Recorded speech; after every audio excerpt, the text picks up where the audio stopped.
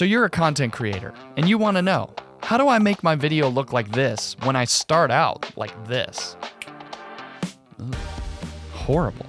Well, it's all about lighting, and I'm going to show you right now.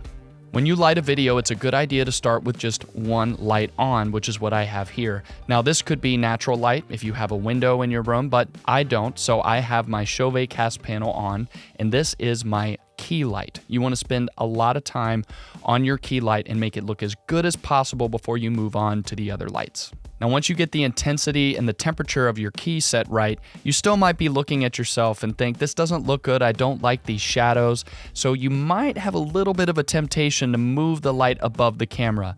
I would recommend avoiding this because I'm going to tell you, shadows are not a bad thing. They help define the shape of your face. They make it look real. Otherwise, you can start to look a little cartoonish if you have that light just kind of blowing out your face from the front. So it's a better idea and a much better placement for the key to put it off to the side and above eye level. Just remember, when you're fine-tuning your key light, it's gonna look super dramatic. You can see I've got this shadow kind of cinematic thing going on over here. It's okay, we're gonna fill that in a little bit later, so just work on the key and get it until you like what it's doing to your face. The next thing we're gonna work on is our fill light, which I will turn on now. And you can see that it is filling in some of the shadows on this side of my face. Now you can set the fill light however you'd like, but if you want a place to start out, a good rule of thumb is that your key light should be about 4 times brighter than your fill. Again, shadows are a good thing. We just want to fill them in and make them a little less intense. Also, I've put the fill light off to the side on the opposite side of the key light and above eye level. One of the most important parts of lighting is separating the subject from the background. Now, this is traditionally done with what's called an edge light. An edge light typically goes behind the subject a little higher and shines light from behind to give a bit of a halo effect and some light on the sides and fringes here so that you can see that separation between subject and background. Now, I don't have an edge light set up today, but what I do have is a fairly small room and a lot of lights in the background that I'm going to turn on. So what I'm counting on is, because of the small space, a lot of that light is going to be shining and hitting me anyway, so I think I'm going to have a decent amount of separation. And know that while it's good to know the terms and standard practices of lighting, really it comes down to using your own judgment and your own eyes to make it look as good as possible. Unless you want your background to look dark and boring, you're probably going to want to turn some background lights on. Let's do that now. Pew! Oh, much better. If you're a content creator working from home, it's really easy to set up your background.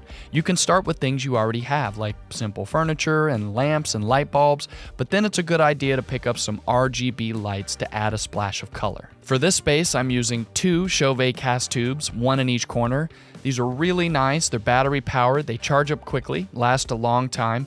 You can do colors with them, all kinds of different modes that you can explore. They're very versatile and especially well suited for small spaces like this one. Now, we have all our lights tuned in, but there's something else you've been seeing that I haven't mentioned yet, and that's the color grading that's been applied to this video. We have a lot of wonderfully talented video editors here that know how to do this kind of work, and they've made this video look better. There's no video that can just be lit, even really well, that doesn't need at least a little bit of coloring after the fact. So just to show you, let's go ahead and turn that off. Okay, so this is what the room looks like just with the lights on and no coloring, and let's turn it back on. So you can see that it makes a huge difference. It's a very important part of the process. Maybe it's something you know how to do, maybe you don't, maybe you want to learn, maybe you want to think about hiring somebody else to do coloring for your videos. Regardless of which way you go, just know that it's a necessary part of the process when you're producing video and creating content. And that's it. Thanks for watching, everyone. Hey, if you've got any questions about the Chauvet CastPanel or CastTube, put those in the comments below. Remember to like, subscribe, click here for more videos like this one, and go to sweetwater.com for all of your music instrument and pro audio needs.